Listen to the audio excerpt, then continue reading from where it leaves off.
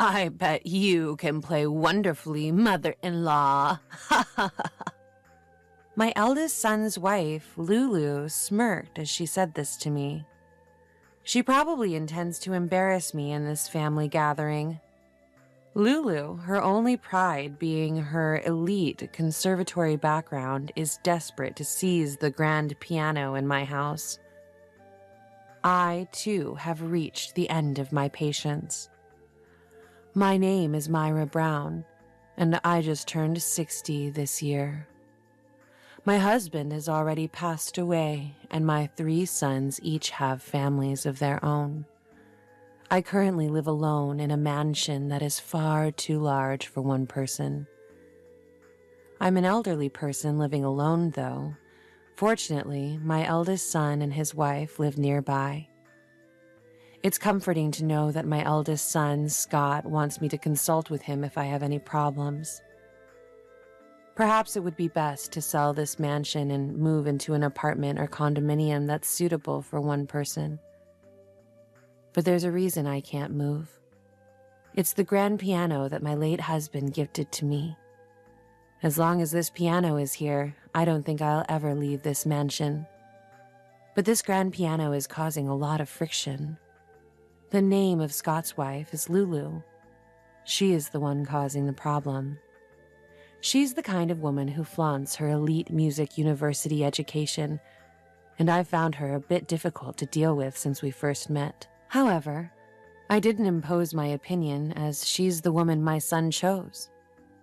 My eldest son and his wife got married hastily due to her pregnancy. But after they got married, it turns out that she was mistaken about being pregnant. I was dumbfounded, but my kind-hearted eldest son saying things like, "Everyone makes mistakes," comforted her. Men don't understand the ulterior motives that women can have. I think Lulu really wanted to marry Scott. I don't mean to boast as a mother, but Scott is tall, high-earning, and handsome. He's also very gentle and kind. I just can't bring myself to like her when I think she took advantage of Scott's kindness. It seems Lulu finds me difficult to deal with as well. She tries to act respectful to me as a mother-in-law, but I can see through to her belittling me at heart. It probably comes from the fact that I play the piano as a hobby. I've never played the piano in front of her. She's challenged me several times by saying things like, "I would love to hear you play," but I've always turned it down. I play the piano in memory of my late husband. That's how it's always been and will continue to be. I didn't want to explain this to her over and over. How could she laugh in such a sneering, mocking way and still sit in front of the piano? I'm truly fed up with being told this every time we meet. Last week, Lulu gave me a hard time again. It is comforting that we live close to each other, but it's a bit problematic because we share the same neighbors. Lulu loves gossip and has a habit of spreading baseless rumors.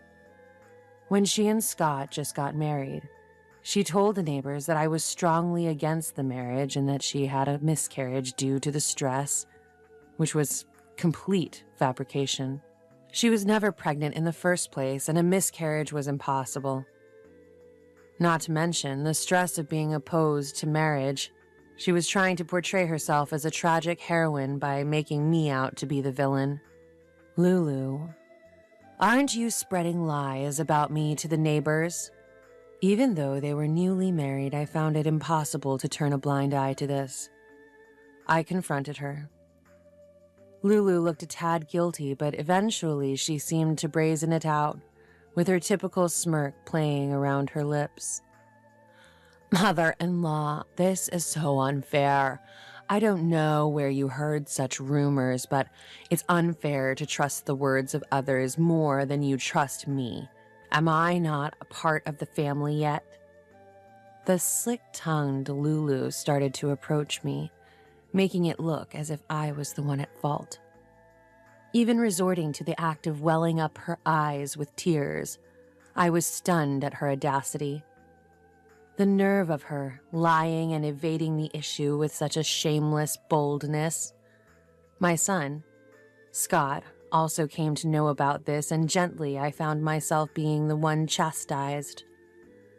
Much to my chagrin, but considering this was happening so soon after their wedding, I eventually decided to let it slide and leave it unresolved. With a mother-in-law versus daughter-in-law dispute, I was always going to be the one at a disadvantage. Rather than having another baseless rumor spread, I decided to endure this one. And then recently, a similar situation occurred. One morning, the neighborhood ladies who were chatting in front of the house quickly changed their expressions as soon as they saw me. From their reactions, I had a hunch that something had happened. It was the exact same response as before. "Good morning." As I greeted them, they dispersed like startled spiders. I felt that another strange rumor was being circulated. As soon as I returned home, I reached out to the neighbor I was most friendly with. "I'm sorry for calling so early in the morning." While explaining the incident, I asked her if another strange rumor about me was being spread. She hesitated, but then informed me about the rumor. That I was responsible for shortening my husband's life, an absolutely baseless rumor. The gossip detailed that I had a penchant for extravagance, and my husband had to continue working even after his retirement, leading to his death from overwork.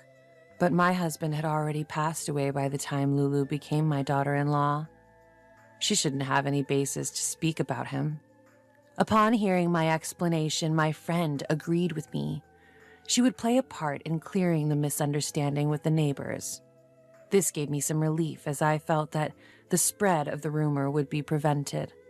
However, once I was relieved, my anger towards Lulu started bubbling up again. After her marriage, Lulu quit her job to become a full-time housewife. She seemed bored during the day, so she'd often gather the young neighborhood wives and engage in gossip. She probably used some made-up rumor about me as fodder for their daily chit-chat. The fact that she used my dear late husband for entertainment was unbearable. I finished breakfast and decided to pay a visit to my eldest son's home. I arrived at Scott's house around 9:30 a.m., I believe. Scott had already left for work. When I called out from the front door, Lulu, with her hair all disheveled, appeared from the bedroom. "What? Lulu, you just woke up?" I was taken aback and raised my voice unintentionally. Mother-in-law, it's quite inconvenient if you come over without informing me beforehand. What's the matter? So early in the morning?" Lulu, just woken up and seemingly grumpy, muttered her complaints. The living room was in a mess, clearly not well cleaned. Even though I live close by, I try not to interfere with my son and daughter-in-law's life, and so I rarely visit their home. However, the current situation is unbearable. "I'm sorry I didn't get in touch. It was an emergency situation. I apologize." After offering an apology for not getting in touch, I get down to the matter at hand. "Couldn't you have resolved it over the phone? Why bother coming all the way here?" She seems profoundly bothered by my visit. She sits deep into the couch in her pajamas, crossing her legs. It almost feels like she's looking down on me. Standing in front of Lulu, I suppress the anger that's welling up inside of me. I cautiously ask her about the rumor without raising my voice. Then she snorts, "Oh, that? LOL. Could you please explain what you mean? I'd appreciate it if you wouldn't spread strange rumors." "Huh? But it's the truth, isn't it?" Lulu grins again, stating her point. "On what basis are you claiming such a thing?" I lose my cool due to her attitude, and my tone gets harsher, yet she remains unperturbed. "The grand piano is the proof.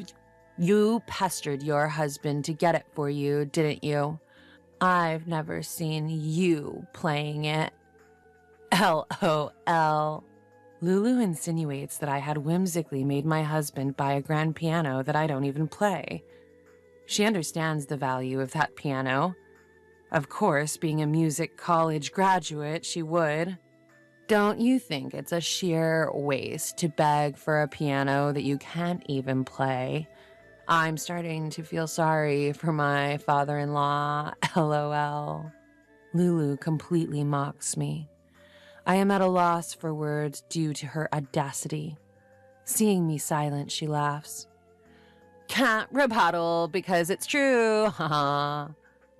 I find it impossible to discuss my precious memories with my husband with this woman.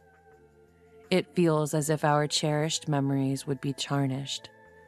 So, I could do nothing but stay silent. Going silent when the going gets tough. I stand up from the sofa and say to Lulu, "Sorry for disturbing you." She laughs in a victorious manner. As I exit the living room, her high-pitched laughter pierces my back. I feel frustrated and tearful when I get home. Since that rumor incident, I've been keeping a distance from my eldest son and his wife. Honestly, I don't want to see Lulu ever again. I do feel sorry for my son, Scott. However, thinking about my son being stuck in the middle of this mother-in-law, daughter-in-law issue and struggling, I believe that the best solution is for me not to approach Lulu. Regardless of how much you try to avoid, there are times when avoidance isn't possible. Thanksgiving, Christmas, and New Year's Day are such times. On top of that, this year, I will be turning 60. Scott called to celebrate my milestone birthday. My sons and their wives living out of state, in places like Texas or Minnesota, seem to be coming home as well. They are planning to gather all the relatives, including my husband's sister, and celebrate my 60th birthday. I am truly happy to see my out-of-state children, their spouses, and my grandchildren after a long time. I have no choice but to turn a blind eye to Lulu just for this day. I kept telling myself that. From the day before the birthday celebration, the grandchildren living out of state started returning home one after another, making the house bustling with activity. Usually being alone, the sudden increase in people almost made my head spin. The grandkids were all lively, running around the mansion.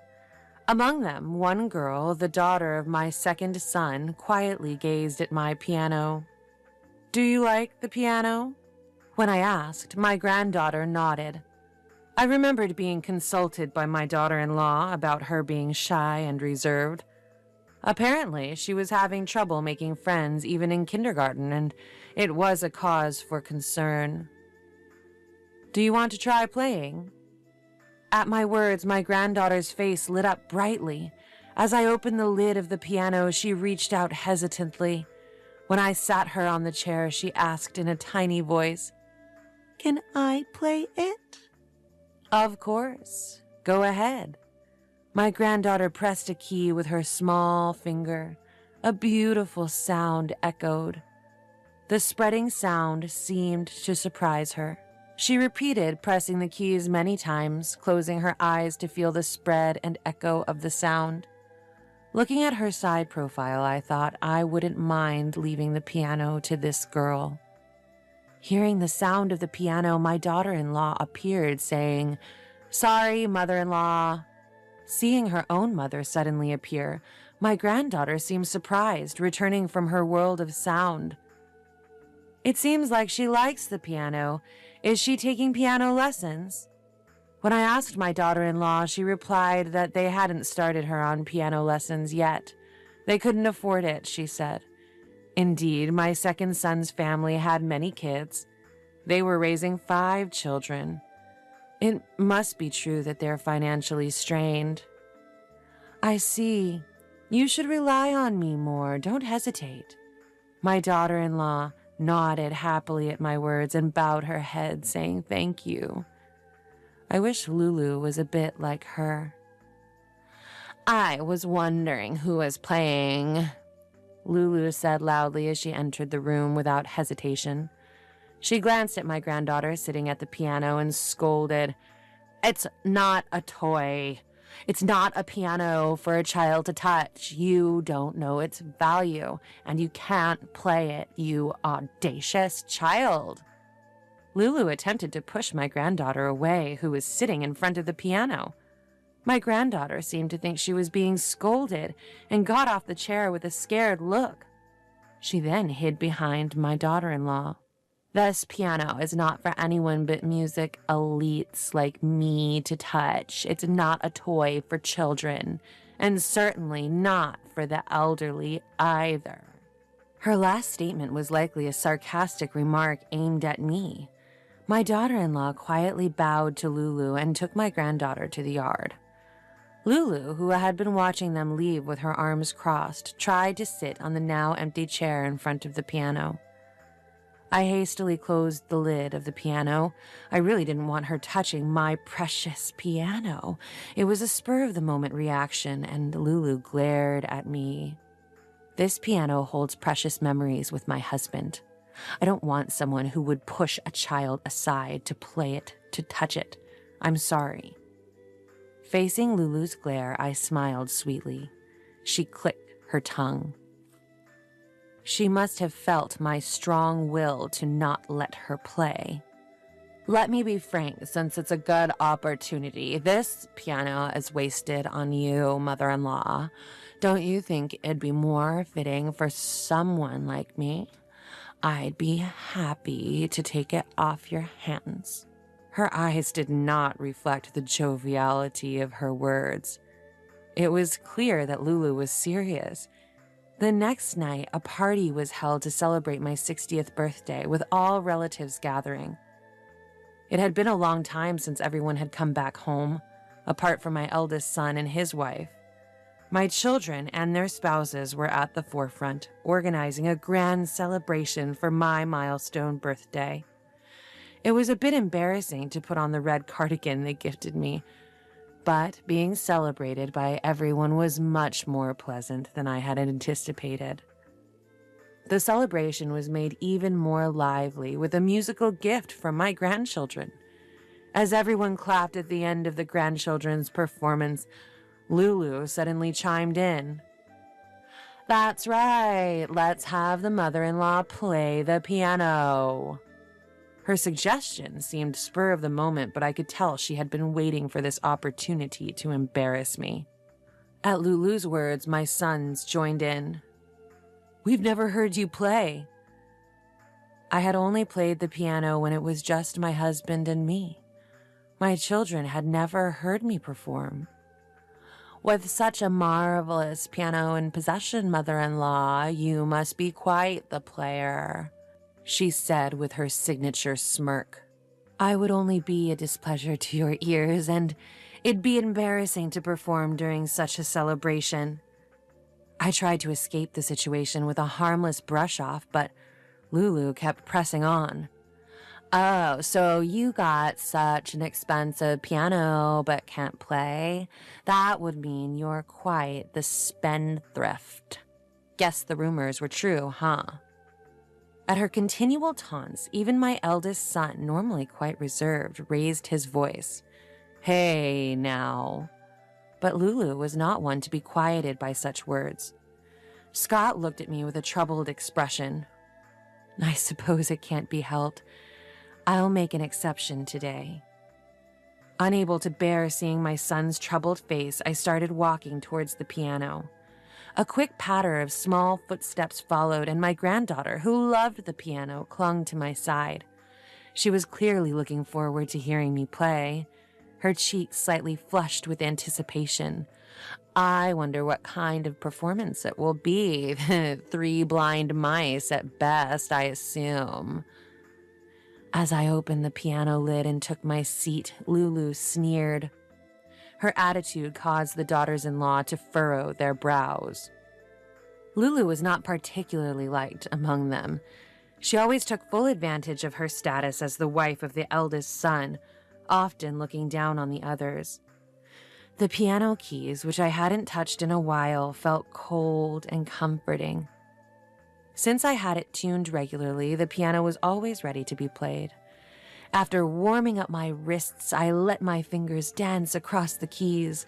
The first piece I chose was Chopin's Ballad No. 4 in F minor, Opus No. 52. From its serene beginning to the technically demanding parts, it is a challenging piece. Lulu appeared to recognize the piece as soon as I started playing and froze with a shocked expression on her face. Playing the piano after a long time somehow made all the unpleasant things feel irrelevant. I played several technically challenging pieces my husband loved and ended with a jazz arrangement of a popular cartoon theme song that my children loved. The moment all the performances were over, my entire family cheered and applauded me. My little granddaughter wrapped her arms around my knee, excitedly exclaiming, "Awesome! Awesome!" The only one who seemed discontent among the relatives was Lulu. I flashed her a warm smile. "So, it was true that Mom was a pianist. I thought Dad was joking." My eldest son, Scott, commented with a hint of excitement in his voice. I had made sure that my children, especially Scott, would never discover that I was a pianist. After graduating from the Vienna Conservatory, I had started my journey as a pianist, and that's when I met my husband and gave birth to Scott. When my mother-in-law forced me to choose between the piano and my husband, I chose my husband and Scott after much anguish. To ensure that Scott wouldn't feel burdened by this, my husband and I hid this truth. After I declared I would never touch the piano again, my husband bought this piano for me, asking that I play only for him. I later found out that my mother-in-law also played a role in purchasing the piano. It seemed they bought this piano, replacing the dream they had taken away from me. To me, this piano was a precious item that affirmed the bond with my husband and the love from my mother-in-law. I had no intention of handing it over to someone who merely desired its monetary value. "By the way, I don't think I've ever heard Lulu play." "Mom, would it be okay if Lulu played a piece?" Scott asked me. "What? Isn't Lulu a graduate from a top music school? You've never heard her play?" I was somewhat surprised by Scott's words. Then I remembered. There's no piano at Scott and Lulu's house. That did seem unusual. "Lulu, would you mind playing something? I'd love to hear it too." I stood up from the chair in front of the piano, intending to let Lulu take my place, but Lulu didn't sit down. Just the other day, she was leaning back comfortably in this chair, and now she seemed to recoil in fear. She was pale. "I'm not feeling well today," she excused herself, trying to escape the situation. "Not feeling well? After all that food and drink? Or is there another reason you can't play the piano?" I couldn't believe it, and I decided to confront her. Lulu mumbled some excuses. "You wouldn't lie about graduating from a top music school, would you?" Lulu flinched at my words. "What? Was I right? Have you been lying about everything except the pregnancy?" I unintentionally raised my voice. Lulu's face turned pale. She looked like she was about to faint.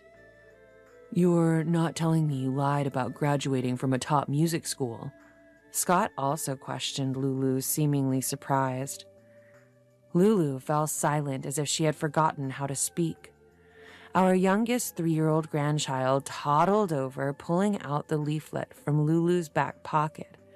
She handed it to me innocently, saying, "Here."